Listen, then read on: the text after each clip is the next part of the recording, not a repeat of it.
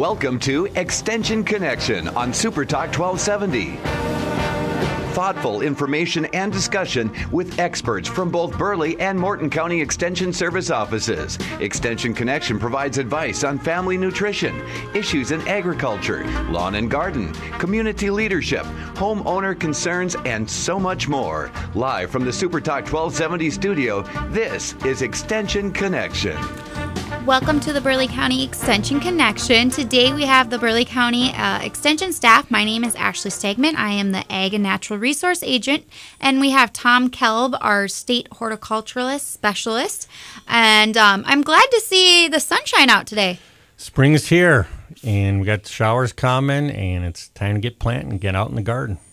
Absolutely. It sounds that rain that we've been needing so long, we finally are getting it here, and I know a lot of people are smiling about that. Yeah, definitely. Yeah. Just keep the snow away. We don't need any more snow. Huh? Yeah. I was a little sad, Sunday, I know we need that moisture, so I was happy whether what kind of form we got that moisture, but it was a little sad to see that snow coming down on Sunday. Well, we didn't have to shovel it, so it's okay. That's true. That's true. That's always, I guess, the point to think about. You don't have to get the shovels out, no snow blowers anymore, so that's very good. Well, to begin with, I'm going to actually just let our audience know about an opportunity for youth interested in animals that will be held, that's coming up. I'm putting on a multi-county animal workshop.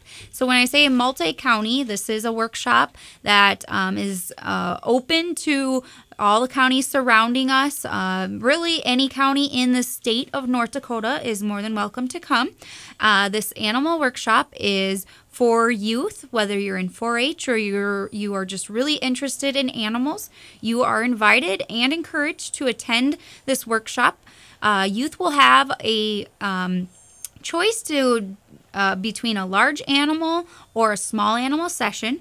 Now, our large animal sessions, those are our larger animals, our livestock. And so we'll focus on beef, dairy, goats, horse, sheep, and even swine.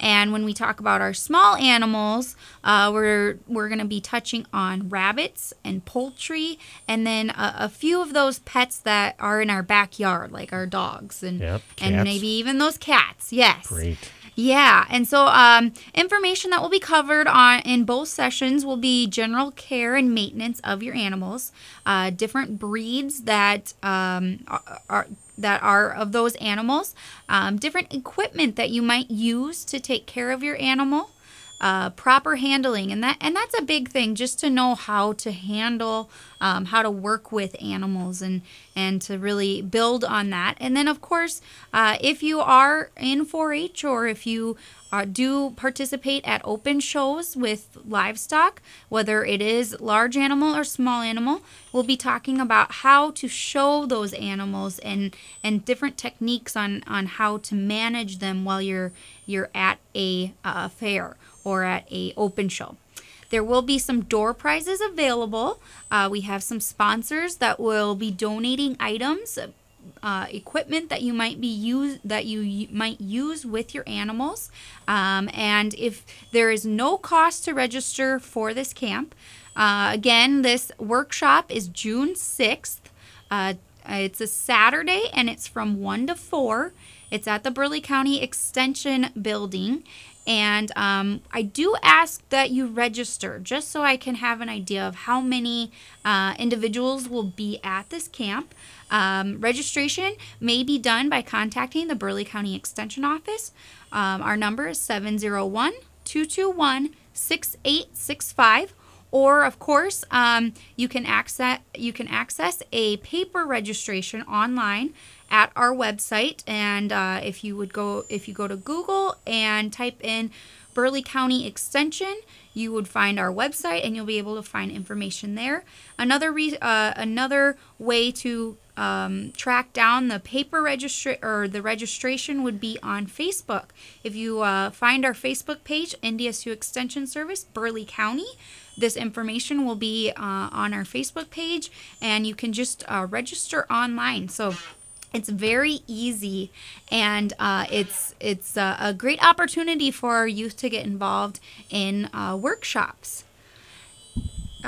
And with that, I'm really just excited because we are going to have many individuals from different counties at this workshop helping with the different sessions and teaching our youth about a proper way to handle their animals and how to show them. Building on kind of the livestock part of it, I will be talking briefly on feed and bunk management for cattle feeding. So right now we probably are we're getting ready to send our cattle out, and they might be out already because we've had this nice green up. But a few things to think about when managing the bunk and knowing kind of what to look for and how your cattle are gaining. When we feed cattle, the goal is to control that amount of variation we have within a feeding system. It's very important that animals are fed and at the same time every day, and they are offered the same feed. And because you don't want to be changing their rations, their feed all the time, that may make them sick, and it may not allow them to gain as well as they would on the same types of food. Same quality and same quantity. You don't want to be giving a lot of grain out there and then skip a couple days and then come back. You want to make sure that you're giving them just enough so they can get their if you will, tummies full and go back and take a rest for the day. Just like people, you know. You don't need to go to those all food buffets every day.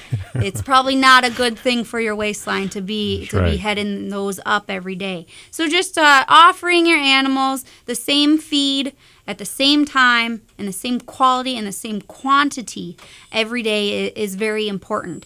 We want to optimize the consistency in the way we do this.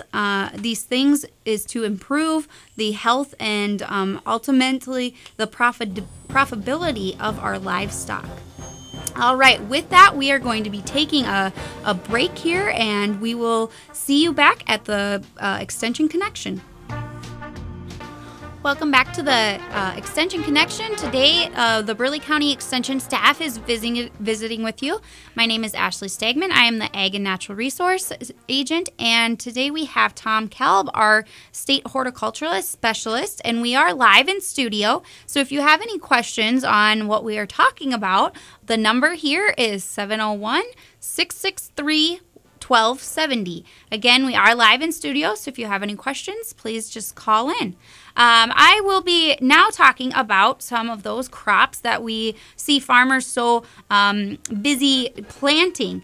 And with that, the weather that we've had lately, you know, a big concern was the drought, whether that was going to hold on and when the rain was going to come. Now that we have the rain, you know, we still probably are going to need more rain, but we're starting off on a good foot. I'm just going to be talking here about our small cereal grains and then our crop and soybeans. Small grain and corn growing points currently are below ground and protected from that short-term cold air temperatures. And so when I talk about cold temperatures, you know, for instance, we had yesterday morning, I think we had around 34 degrees in the morning, and so those are our colder temperatures. Wheat and barley growing points remain below ground, and so their growing parts aren't emerged yet. They're still under the soil. And they are going to be below the ground until the jointing stage. And the jointing stage is basically just a term when you have about 5.5 leaves on that main stem. So we've got a long ways to go until we get to that jointing stage. The corn growing point does not emerge above ground until that V6 stage. Now, with crops, we do talk about them in different V stages. And really that just means a V6 stage is when there are 6 collared leaves on the stem. So we have, again, a ways to go for that. The wheat growing point, otherwise known as the crown, can sustain soil temperatures down to 28 degrees Fahrenheit, and probably handle short periods of temperature as low as 22 degrees. So wheat is a pretty sustainable crop and does well and can do well in the colder temps. Emerged wheat plants that are hardened, previously exposed to temperatures below 50 degrees, can tolerate air temperatures as low as 14 degrees. So we don't want that 14 degrees. No, I don't think that'll we're hurt gonna us get that. really bad. But just putting it out there, wheat can tolerate some of these colder temperatures. I was looking at the frost data, Ashley, for this area. And usually when you look at the probability of frost or killing frost, right now we're at about the average, 50-50 chance that we'll have our last spring frost of 32 degrees will be around this day. So like 50% it'll be a little bit later than now, 50% will be earlier than now. So we're right about the average for 32 degrees. But for 28 degrees, that's like the first week of May. We usually get our last 28-degree killing frost for our garden plants in the first week of May. So what you're talking about there, 22, 14, my goodness, that would just be off the charts. So please, I don't think that's going to okay, it's not likely to happen. You never know. It's not likely to happen, but just letting you know, those our cereal grain crops are pretty durable. So they can handle that cold snap. If we have a cold snap, it's not a loss. Right. They can handle it. So unhardened plants will tolerate temperatures to 25 degrees. So if the plants are hardened or unhardened, again, a hardened plant is a seed that is exposed to temperatures below 50 degrees. So merged corn plants can tolerate air temperatures of 29 to 30 degrees. If small grain or corn leaves are killed by very cold air temperatures, regrowth will resume from the growing point. And so it's not a total loss if we have a cold snap here. Our corn will be able to sustain it also. Presence of snow may actually help insulate the soil above the ground and help those seeds grow and germinate well too.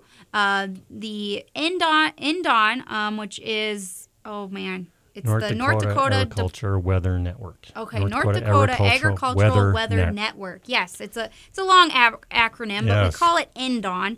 That is available for monitoring air and soil temperatures. Now, that soil temperature is on average of 4 inches deep, and that can be found online.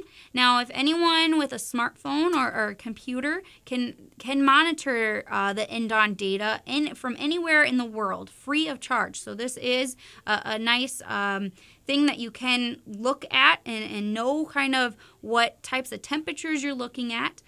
There are instructions on for smartphone users that wish to create this as a bookmark or a device on their home screen. You can just Google Indon, and you should be able to find that just through Google. Otherwise, it's Dawn, DAWN.ndsu.nodac.edu. And just to let you kind of know, we do have an Indon station, South Mandan. And currently, I just pulled it up here, and they are sitting at a 48 degree for your bare soil, and then a 46 degrees, or 48 and a 46 soil temperature. And so that kind of is just helping us know, for farmers putting that seed in the ground, kind of know what stage and what the temperature is for their crops. Corn and soybean seeds placed in the soils will sustain temperatures less than 45 degrees during 24 to 36 hours of planting. The seed immediately takes up water when planted. If the water is cold, the seed damage can occur, resulting in a reduced plant stand. But the water might be a little bit cold, but at least there's water there now. Right. So you're talking like the grasses, like wheat, are more safely planted now, but beans were kind of on the margin, huh? Soybeans, it's a on little the exposure of the soil. Yeah, soybeans, it's a little marginal yet right now. So, again, check eventually crop stands of corn and soybeans that were planted just prior to a current cold or wet period. They will still do well. You don't have to worry about them rotting or anything like that, because 60 degrees, it looks like it's going to be sunny here for a couple days. I think they'll couple hours. Couple hours. Well, you got to be optimistic when you can be. So I think our small grain cereal crops are going to be perfectly fine. So. Yeah, and most of our most farmers use treated seed, fungicide-treated seed, to protect the seed from cold temperatures and prevent rotting. And even that's for some of the big-time gardeners, we use treated seed. You often see it's usually a pinkish coloring to it with the fungicide on it, Thiram for gardeners, and that can help a lot. I notice when we do tests across the state, especially some crops that really like it warmer, like cucumbers and squash. Even some of the super sweet corns, they really, that little extra protection of fungicide can make a big difference as far as protecting against rotting. Okay. So. Well, talking about, you just said sweet corn. What advice do you have for growing sweet corn in North Dakota? That's pretty broad. That is very broad. I'm sorry, but I'm originally from Iowa, and so I'm a corn lover. Corn expert. There you go. And so gotcha. I was telling people I want to put a whole patch of corn in, sweet corn. Okay, I like the word patch. That's a good thing, because one thing about corn is a little bit of trivia is that we really have to have great pollination. That pollen's got to be flowing everywhere, because every silk on a corn ear is connected to a kernel. So you have to have one pollen has to fall on every silk hair. So you got to have as much pollen mixing around as possible. So I like your idea of putting a patch in. It's better to put in 4 short rows together instead of one long row. You'll get better pollination. Then the other thing I'd say, if you're a gardener, take advantage of all the wonderful new super sweet varieties out there, and also what we call synergistic types.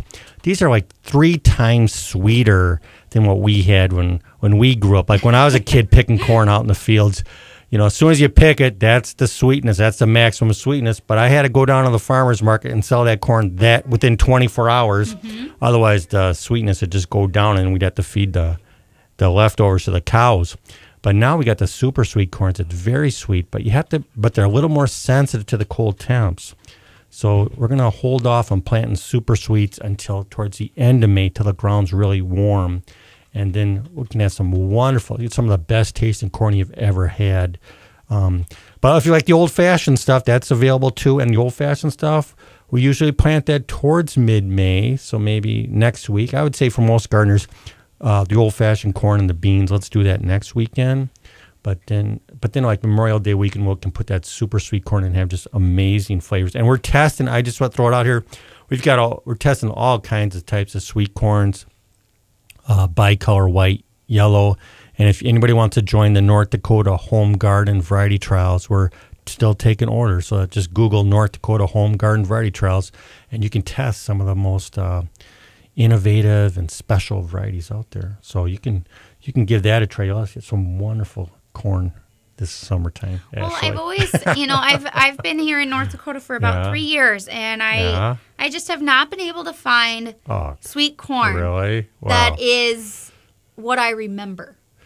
What's wrong with that? Super sweet stuff. I don't know. I just don't know. Well, okay. Well, of course, it depends how fresh the corn is. And that's one nice thing about our farmers markets is you can get fresh corn. We got some good farmers markets in Bismarck and Mandan. And so take advantage of them. Otherwise, of course, you can't. If you want to do it right, do it yourself. Mm-hmm. So grow your own corn. Yep. And we've got the seeds through NDSU, and take advantage of some of those super sweets. I really like the extra tender line. That's been very popular across our state. Extra tender sweet corn. Super sweet. All right, with that, we are going to be taking a break, and we will be back with the Burleigh County staff and with the Extension Connection. Right now, it's 55. Get the traffic and weather information you need anytime on Super Talk 1270 and online at supertalk1270.com. Welcome to Extension Connection. Today we have the Burleigh County staff visiting with you. My name is Ashley Stagman, the Ag and Natural Resource Agent, and we also have Tom Kelb, the State Horticulturalist Specialist, and we are live in studio. And so if you do have any questions, especially those gardening questions, let's have them. Yeah, it'd be great. The phone number is 663-1270. Tom, what are you talking about today? Okay, well, as we talked in the very beginning, he said this is the time to get active in the garden. The spring is here. Soil moisture is there. And whenever the soil dries out now, we can get in there, get active. Many of us have already been active in our lawns. That's one of the first things people go into. And so let's talk about that, how to have a great lawn. And one thing is fertilizing. And if you're a low-maintenance lawn person, which I am, if you're going to fertilize one time a year, we like to fertilize in fall because that's when the roots of the turf grow, okay? So that's around Columbus Day. And if you did that, if you fertilize in fall, chances are by now your turf is starting to get hungry a little bit. And so the second most important time to fertilize is Memorial Day. So that's coming right up. And as far as selecting a lawn fertilizer, there's lots of products out there. We're looking for something a little bit high in nitrogen. Nitrogen is the first number on the fertilizer bag. So, a lot of fertilizers this time of year would be like something like 25, 3, 3, something like that. So that would work out well. Ideally, we want to have something with slow release nitrogen, and the finer of the lawn fertilizers have that slow release nitrogen. It'll say that. And that will gradually feed the lawn through the rest of the spring into the summer. But a hungry lawn will benefit from any type of lawn fertilizer. One thing to caution you about as far as crabgrass control, the first fertilizers that are sold in stores are often fertilizers with crabgrass control. And chances are the crabgrass has already started to emerge. So you may not get good crabgrass control. Usually crabgrass is just a problem where crabgrass likes the heat, so it's usually more of a problem near sidewalks and driveways. But the extra, if you see a super sale on fertilizer with crabgrass preventer, it's okay to use it. The crabgrass preventer will help prevent some of the crabgrass that germinates later. But the one drawback is if you're going to use something with crabgrass control, that will prevent all grass seeds from germinating. So you can't put any lawn seed in if you use a product with crabgrass control. A lot of the beautiful golden jewels of dandelions are just showing their heads now, and dandelions probably one of the easiest to control weeds if you choose to do so. And one thing to know about weed control is, first of all, again, fall is the most effective time to control weeds because that's when the weeds will naturally take that herbicide and draw it down to its roots to prepare for winter. So if you're going to control weeds, we like recommending doing that in mid to late September. That's the most important time, the most effective time. But anytime the weeds are growing, you can have some control. And so a lot of people are putting their dandelion control measures out now. And and so it's an acceptable time. One thing to realize is more products, more and more today for these broadleaf weeds contain the chemical dicamba.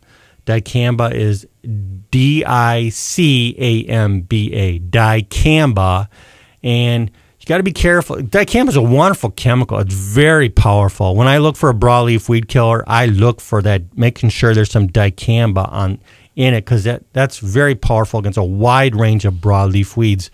But it is so powerful that it even can cause harm if it builds up in the soil and cause harm to shrubs and young trees. So usually we like to limit our dicamba sprays to once a year if possible, and once a year if possible we want to limit it. So be careful about overusing it. If you don't want to use chemicals, dandelions, if it's just got dandelions, now is a time to pull out dandelions. If you got a small yard, if you don't want to use chemicals, right now the dandelions' roots are at their smallest size for the year. So if you're going to poke out dandelions, spring is the time to do it. Other controls that stay away from poisons is if you just have a strong and thick turf, that will help shade out weed seeds when they try to germinate.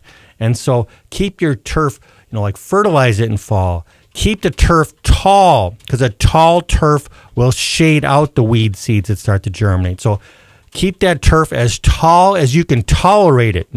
I like putting my mower at the highest setting, and I don't have that many weeds because the weed seeds are shaded out by the tall grass. So keep your turf tall, and also let the clippings fall. Don't collect the clippings. If you let the clippings fall, they will also help to smother out the weed seeds as they try to germinate. Also, the grass clippings can recycle nitrogen back to the soil, and they can also, besides smothering weeds, they can help mulch the soil and keep the turf cool. So cut tall and let the grass clippings fall. All that can do a good job as far as minimizing weed problems. If you want to use a herbicide, we need to get the herbicide onto the leaves of the weeds. Okay, most herbicides, once they touch the soil, they start losing their power and they become inactive. So you'll have better success if you use a spray product instead of granules, because the granules, for some, especially those smaller leaf weeds like a clover, those granules can just fall right off the weeds and not be absorbed by the weed.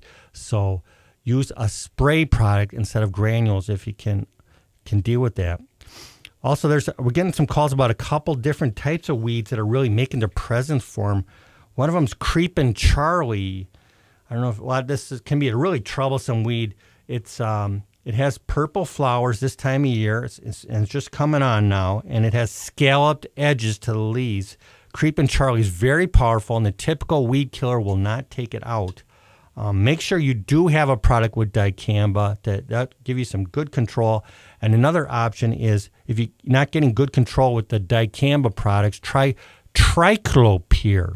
Triclopyr is Triclopyr, triclopyr. And that's, if you look at, you got to look at the fine print on the active ingredients on the product. It'll say exactly what chemicals there. So triclopyr, and Ortho's product is their chickweed clover. Oxalis chickweed and clover killer has that. So look for that. That's very powerful. Another thing is that some people have violets in their yards. Violets have, again, nice lilac or purple colored flowers, and they have heart-shaped leaves. And again, the typical weed killer will not control violets. So you got to try, again, a product with dicamba or triclopyr, or sometimes really you just have to resort to Roundup or the chemicals glyphosate, and just dab that on the weed. Don't spray Roundup over your whole lawn. Otherwise, we're going to have a disaster situation. You'll have a totally dead lawn, and be cursing at me. What about quackgrass? Okay, quackgrass.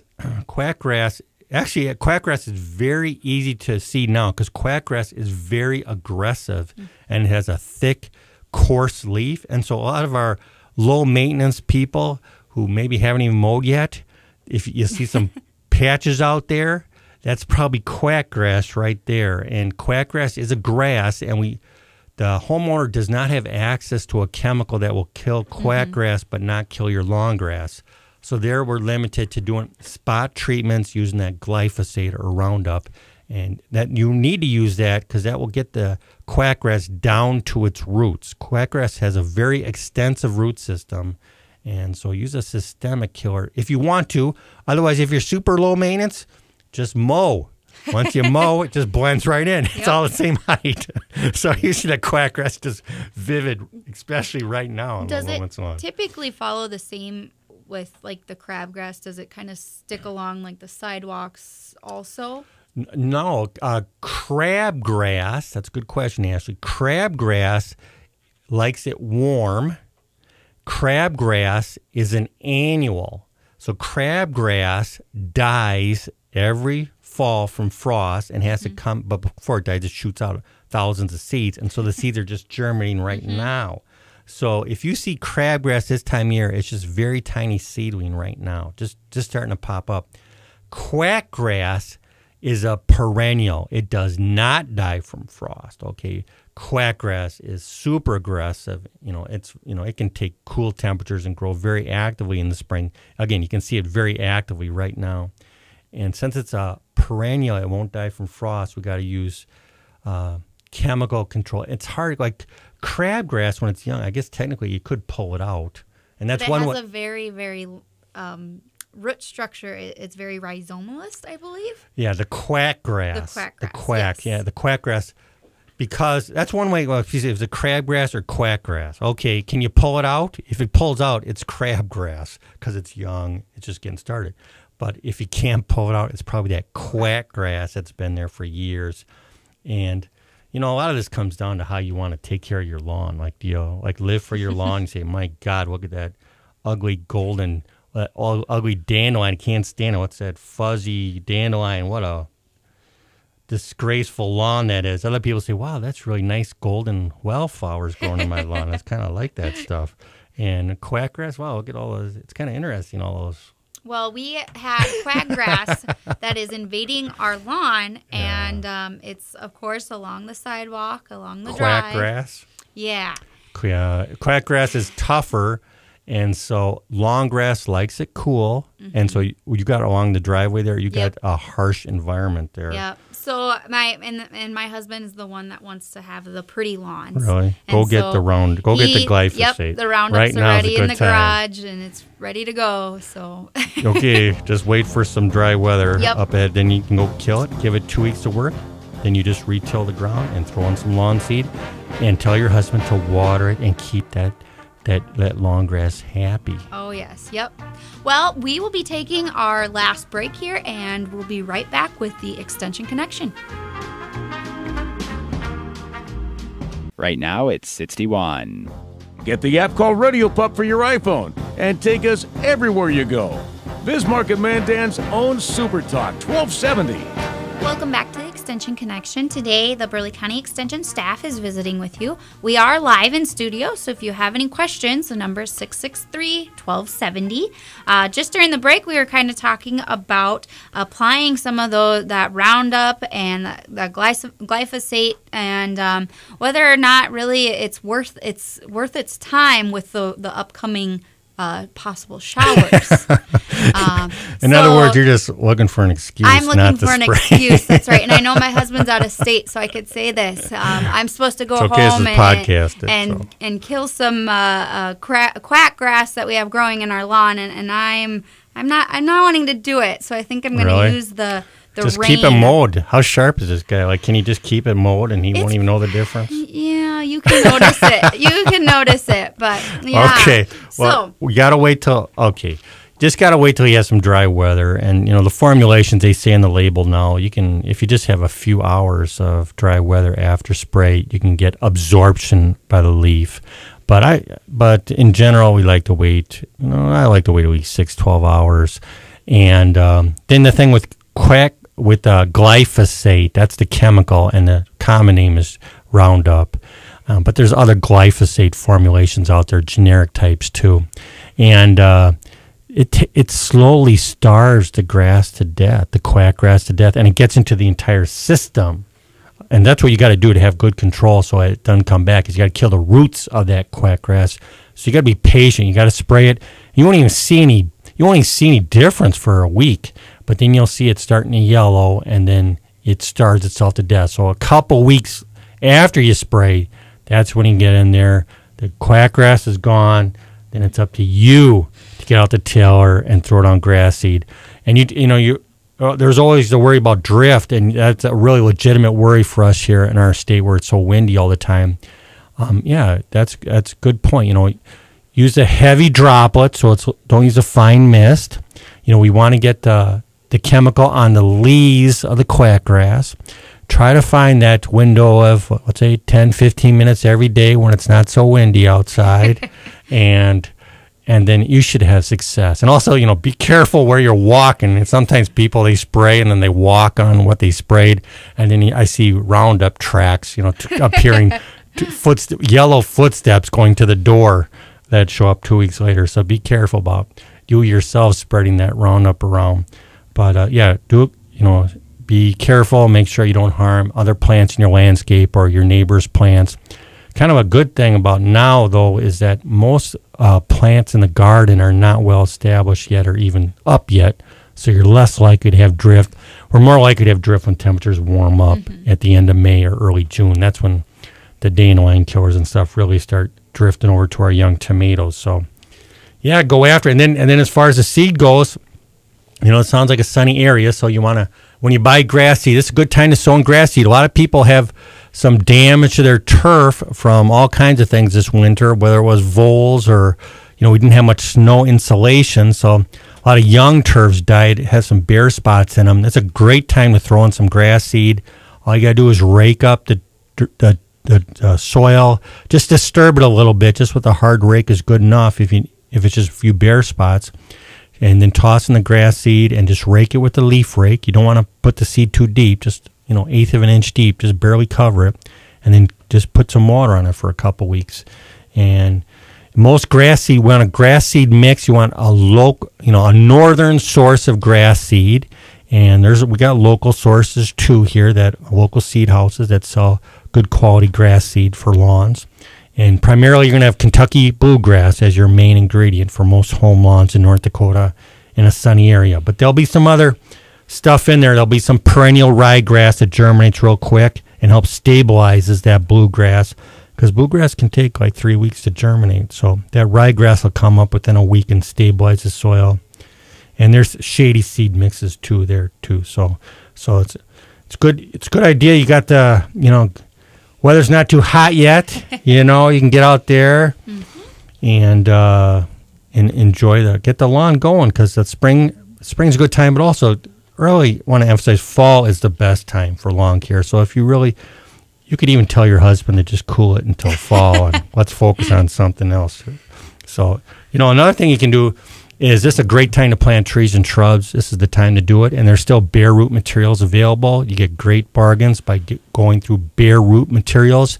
And there's some advantages in bare root materials. Besides the cost, you also have the root structure you can easily see. You can spread out the roots properly so they don't coil around and later choke the tree itself after 25 years. So there's nice advantages for bare root materials, and that stuff is still available right now at some of our local nurseries. And so if you were going to plant a tree, I think most people are really amazed by the crab apples this time of year. Huh? They're just gorgeous Aren't right they? now. They are. That's one thing I did tell my husband. We have a couple trees that they're pretty dead, but he's unwilling. He's still holding out for really? them. But Is he in North Dakota? Is he from North Dakota? No, he's from South Dakota, but South Dakota. What's that about, man? Because it's a sin to cut down a tree in North Dakota. I've learned pretty much. We're more aggressive. These trees definitely. We just moved into our place it'll be 2 years ago, and they, just looking at them, they definitely had some harm done when they were young, and so I think have been dead for a while. What, were they tortured or? You can just see that, the mower blight. Yeah, quite a bad blight with mowers. So. Oh no, that's a sin. Every time you start the lawnmower, every tree in your yard starts to shiver in fear. That's what happens. You know that, because that's the number one killer of trees are lawnmowers. Okay. And it's not a bug or a disease. It's the darn lawnmower scraping that bark off. So. Be super careful with that. Oh yeah, but the crabapple trees, those are the ones that I would like to put back in because they are just so beautiful. They are. They're great. It's gonna be we had a great early bloom, but weather sure created havoc on them. So we're not really. I don't think we're really enjoying the full splendor. Like, we're only going to get a couple weeks of decent color out of our crabs this year. Well, just come on, man. They had snow, and now we got some more thunderstorms rolling through. So, but crabs are the most popular small tree in North Dakota. Look for a variety that's resistant to diseases, and then it's your choice as far as the fruit. Some people like the fruit. Some people don't like the fruit. Are you a crabapple fruit lover? Or? Not so much. Not really? So they look pretty. They look pretty for a couple weeks. There are sterile crabs out there, like spring snow. It's the standard one that has outstanding white color for blossoms, and then it pretty much doesn't form any fruits to speak about. So that's a popular variety. Not not really one of my favorites personally. I'm a fruit lover. I like all that bright red color all winter long. And I know some people worry about crabs making a mess, the fruits, but if you get a modern variety with what you want to see is on the label persistent fruits. Persistent. That means the fruits persist on the tree through the winter. And usually we want small fruits, like pea-sized fruits. And that can add some brilliant red color. Also very attracted to robins and and wildlife through the winter, and robins in the springtime. When those first robins come here, they're so confused, like, what the heck? It's still snowing out here. I thought it was springtime. And they have no food. There's no bugs to eat or not much or very little natural food, but they can eat the crab apples that have mellowed through the winter time. So and there's options of pink and white, but get a disease-resistant variety. The other thing, Ashley, like if you have a crab apple and you don't want it to produce fruits, there are ways to prevent the fruits from forming, and it's just a common insecticide, Carbaryl, and the trade name Sevin, Sevin. If you spray Sevin on a crab apple tree after the blossoms have fallen, then you can cause the abortion of the young crabapple fruits. So it's on the label. It's legal to do so. You just mix it at about half strength, follow label instructions, and you spray the tree after the petals have fallen. Never spray an insecticide on a flowering tree because you're going to kill the honeybees. So that's a no-no. That's an extreme no-no. Don't do that. But after the blossoms have fallen, the bees don't care about that tree anymore. And so we can spray it when the fruits are still young, and then sometimes we go a few weeks later and hit it again. And then you'll cause the abortion of most of those fruits if you want to do that. Otherwise, again, look for one that has small, persistent fruits. I wanted to say another thing about crab apples and a lot of our fruit trees. One of the best things we can do is to rake, get rid of that old leaf litter and all those fallen fruits from last year. Really clean that up if you haven't done that already, because with this wet weather, this is prime conditions for diseases to start on our fruit trees for this year. So now's the time to take action. Get rid of that old debris, which is the source of the disease. So rake that up underneath your tree, get that out of there, and you'll have less likely to have disease problems on your trees this year. If you're going to spray a fungicide for your crabapple or your fruit tree, now's the time to do it. Or, after the best time to be right before, like 24 hours before rain is expected, because the young leaves don't have any waxy protection. The young leaves are very sensitive to diseases now, and try to put a shielded protection over them. So again, if you're going to spray with a fungicide for a fruit tree, the early spring is the most important time to do it. All right, with that Burleigh County Extension staff was visiting with you today, and that is all we have for the Extension Connection. We will be back in 2 weeks on May 27th.